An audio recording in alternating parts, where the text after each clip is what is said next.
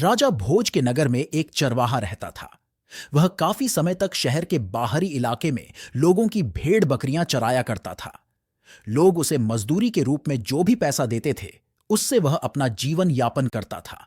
लेकिन अब गोवालियो घर में आ गया था, इसलिए ये सब नहीं हो सका। इसलिए उन्होंने यह काम अपने बेटे को सौंप दिया। इसलिए वह लोगों की भेड़ बकरियों को लेकर सीमा पर चराने जाता था। ग्वाले का बेटा अभी जवान नहीं था, बहुत बूढ़ा भी नहीं था, अभी जवानी में प्रवेश कर रहा था। उसकी मूंछों का धागा अभी मुश्किल से निकला था, इसलिए वह अभी भी थोड़ा चंचल था। जब भेड़ बकरियां आस-पास चर रही होती थीं, तो वह सोने, आराम करने के लिए पास की पहाड़ी पर चला जाता था और समय पूरा होने पर भेड़ बकरियों के साथ वापस लौट आता था। एक बार वह इसी प्रकार भेड़ बकरियों को लेकर सीमा पर चला गया और स्वयं एक पहाड़ी पर जाकर बैठ गया और उसी समय उसे चारों ओर गिल्ली डंडे खेलते लड़के दिखाई देने लगे। कुछ मिनट बाद लड़के खेलते खेलते आपस में झगड़ने लगे। उधर पहाड़ी पर बैठे चरवाहे के बेटे के साथ कुछ अजीब हुआ। यह उसके साथ हुआ, कोई अलौकिक स्वप्न देख रहा है।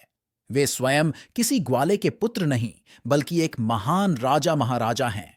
कोई बड़ा दानी, शूरवीर और न्यायप्रिय राजा होता है। उनका शरीर सुंदर वस्त्रों से सुसज्जित है और वह एक अद्भुत पन्ना सिंहासन पर बैठे हैं। इससे पहले कि वह कुछ समझ पाता, वह उठ खड़ा हुआ और लड़ रहे लड़कों से बोला, क्यों लड़ रहे हो? मेरे पास शिकायत लेकर आओ, मैं तुम्हें सच्चा न्याय दूंगा। उस समय वह राजा की भांति खड़ा था, यहां तक कि उनकी आवाज में भी राजा जैसा प्रभाव था। झगड़ने के बाद बच्चे शांत हो गए और न्याय के लिए उनके पास आए। वह ग्वाले का बेटा छोटे बच्चों के झगड़े के योग्य है। न्याय हुआ तो सभी खुश हुए और फिर से खेलना शुरू कर दिया। शाम होने से पहले चरवाहे का बेटा पहाड़ी से नीचे आया।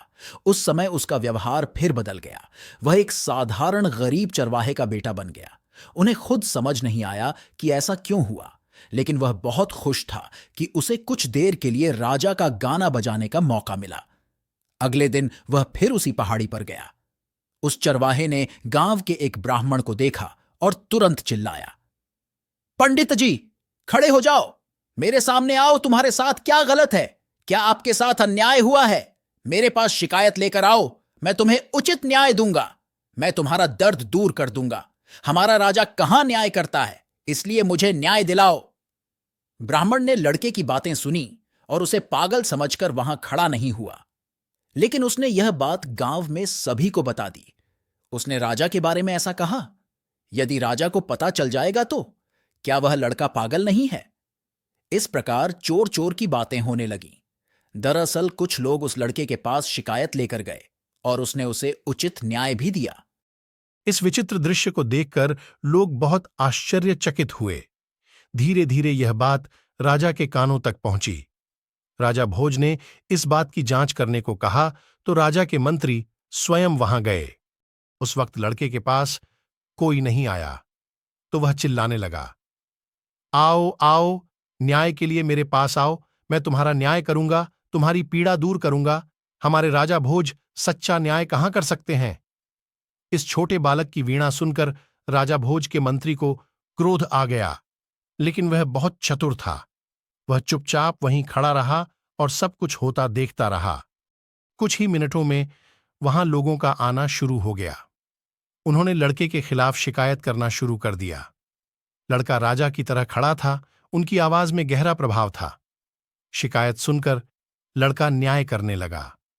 लोग न्याय की गुहार लगाने लगे। इस अद्भुत दृश्य को देखकर कुछ क्षण के लिए मंत्री जी स्वयं भूल गए कि वे शहर के बाहरी इलाके में खड़े हैं। कुछ देर तक यह तमाशा देखने के बाद मंत्री महल में लौट आया। उसने राजा के भोजन के समय सारी बातें बताईं। राजा भोजे ने लड़के और उसके पिता दोनों को बुलाया। साथ ही ग्वाले के बेटे से ऐसा करने का कारण भी पूछा। यह सुनकर लड़के ने आश्चर्य से राजा की ओर देखा। उसे याद आया कि वह स्वयं पहाड़ी पर बैठा है, परंतु उसे वह सब याद नहीं रहा जो उसने कहा था और जो कुछ उसने किया था। उनकी आंखों से अश्रुधारा प्रवाहित होने लगी। राजा और मंत्री दोनों आश्चर्यचकित रह गए। यह एक चमत्कार है। मंत्री बुद्धिमान और समझदार था। उन्होंने शहर के विद्वानों को इकट्ठा किया और जगह के बारे में चर्चा की।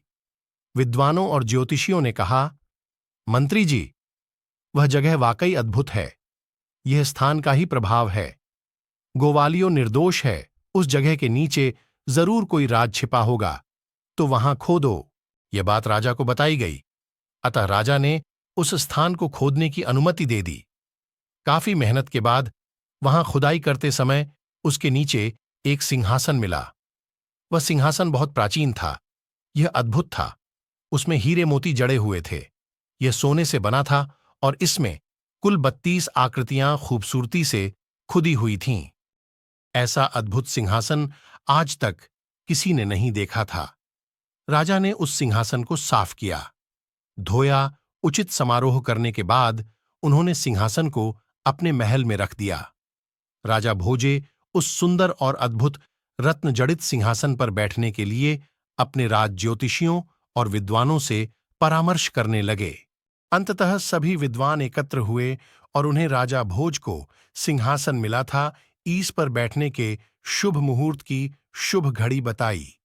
अब राजा भोज सिंहासन पर बैठने की तैयारी करने लगे।